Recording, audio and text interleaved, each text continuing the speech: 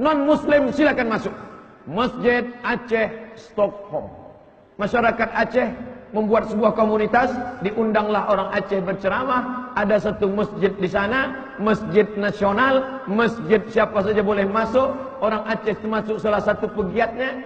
Ini unik Pak Ustadz, kenapa? Masjid di Stockholm boleh azan, boleh azan keluar, masjid lain tak boleh, tapi masjid ini boleh keluar. Kenapa? Mendapat penghargaan, dapat meminimalisir angka bunuh diri kematian. Ternyata orang-orang barat ini mudah stres. Nyesel stres, naik ke gedung tinggi, terjun, mati. Pakai mobil mewah, mereknya tak tanggung, BMW. Naik Mercy, tapi stres, digasnya sambil minum, mati. Tapi begitu mereka masuk ke masjid, mendengar ceramah, belum sholat, mereka mendapat ketenangan. Mereka masuk ke dalam masjid, mendapatkan ketenangan. Akhirnya apa yang terjadi? Maka orang-orang yang tadi mau mati, tak jadi mati. Memang agama Islam ini luar biasa. Orang kaya tak bertuhan, stres, naik mobil tak bisa tidur. Orang Islam naik metro mini itu tidur. Mereka tak punya anak, menikah tak mau, takut mengandung, takut melahirkan, takut punya anak, takut stres, takut depresi, takut darah tinggi, diabetes mellitus, stres. Orang Islam tak makan kangkung, makan sambal belacan, makan tidur, hujan 10 naik. Luar biasa. Siapa yang menurunkan ketenangan ke dalam hati? Maka kalaulah Islam ini tampil dengan gaya menarik, maka kita menjaga keutuhan, menjaga kebersamaan. Islam datang bukan dengan penjajahan. Agama Islam tidak datang dibonceng oleh penjajahan. Datang pada al-Baib, datang pada ulama, ke bumi Minangkabau, ke bumi Sumatera, ke bumi Kalimantan, ke bumi Banjar, ke bumi Makassar, Sulawesi. Maka semuanya bersyahadat dan tidak pernah melihat agama ini datang dari mana. Karena Muhammad datang, wa ma arsalnaka illa rahmatan lil alamin. Jadi tak ada orang takut masuk Islam, insyaAllah. Ustaz-ustaz jangan pakai kata-kata yang multi interpretasi. Nabi Ibrahim pertama kali disunat, umurnya 80 tahun, disunat pakai kampak. Takutlah orang masuk Islam mendengar kampak. Sekarang sunat tidak sakit lagi. Ternyata orang kalau sunat, dia bebas dari penyakit kanker kulit. Karena di ujung senapan angka 46 itu harus dipotong. Ada bakteri-bakteri penyakit, harus dibuang. Dan dalam pernikahan, ini tak layak diceritakan nih, tapi bocoran soal sedikit. Orang kalau makan pisang kata dia, masa dimakan sama kulit-kulitnya? Oleh sebab itu orang sunat. Makanya malu-malu diam-diam mereka pergi ke rumah sakit. Mengapa? Mau sunat. Maka sunat kasih tahu tidak sakit. Sakit sunat itu tidak sakit, sikit aja tak sakit. Padahal dia dulu berdarah-darah main layang-layang. Oleh sebab itu maka jangan pakai kata-kata yang multi interpretasi. Agama Islam, rukun Islam 5 perkara. Takutlah mereka masuk Islam. Hanya 5 perkara lah. 1 perkara 25 juta.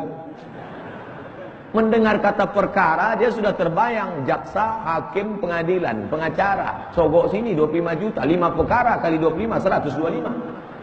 Islam itu ada 5 elemen. Syahadat. Syahadat itu gimana? Asyhadu an la ilaha illallah.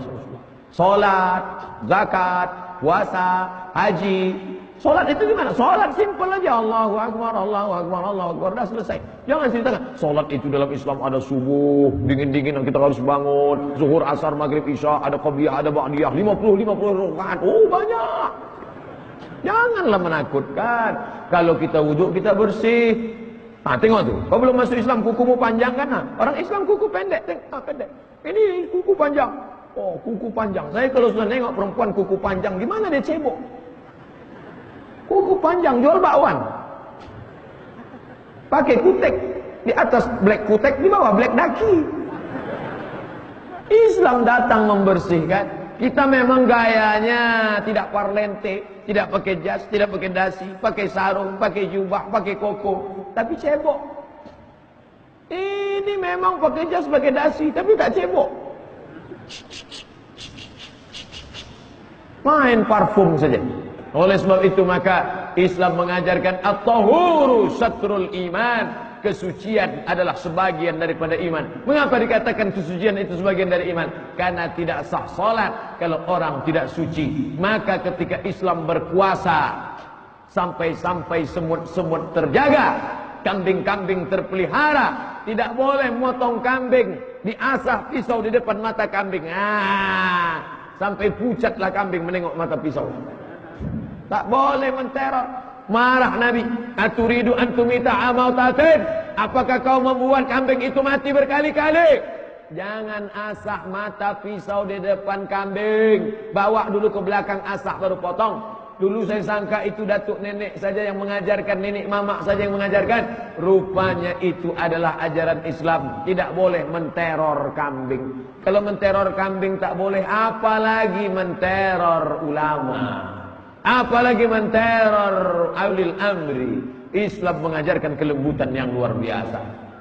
Islam anti kekerasan, Islam anti narsis, Islam anti marxis, Islam anti sekuler, Islam anti liberal. Islam mengajak kita kepada kedamaian. Assalam. Selesai salat apa kita? Allahumma antas salam wa minkas salam wa ilaika ya'udus salam fa'ayyina rabbana bisalam. Yang kita sembah itu siapa? Itu dia, Al-Malikul Qudusus Salam. Allah Maha Keselamatan. Kalau jumpa sama orang, good morning, jangan mau. Saya tak mau kalau ada anak-anak muda manggil good morning Ustaz. Good, bagus, morning pagi, good morning, paginya bagus, petangnya. Saya hanya mau menyambut assalam. Orang Yahudi, orang Nasrani, kalau jumpa ngangkat tangan. Beda sama Islam, tetap angkat, ucapkan salam. Assalamualaikum. Assalamualaikum. Datang ibu-ibu tadi, Assalamualaikum Pak Ustaz. Waalaikumsalam. Begitu Islam mengajarkan kelembutan. Tak boleh sombong, tak boleh angkuh. Ramai datang membawa kedamaian, keselamatan. Mudah-mudahan kita termasuk yang menebarkan keselamatan itu insyaallah. Amin. Nabi Sulaiman alaihissalam diceritakan dalam Al-Quran sebagai model pemimpin Islam. Melarang pasukan tentara, jangan lewat, jangan lewat. Kenapa Sulaiman? Ada semut aku dengar berkata, dia sedang memerintahkan anak buahnya, ya ayyuhan namlu udkhulu masakinakum. Hai pasukan semut, masuklah kalian ke sarang-sarang kalian, takut nanti diinjak oleh pasukan Sulaiman alaihissalam. Begitu kalau umat Islam berkuasa, tidak ada semut yang terinjak, tidak ada orang yang teraniaya, karena pemimpin akan diminta tanggung jawabnya di hadapan Allah Subhanahu wa taala. Tapi kita akan ditanya ketika pemimpin itu naik dan berkuasa, apakah kau ikut berkontribusi? Maka ke depan hati-hati, waspadalah. Kejahatan terjadi bukan hanya karena ada niat dari pelakunya, tapi juga karena ada kesempatan. Waspadalah. An-Nafi'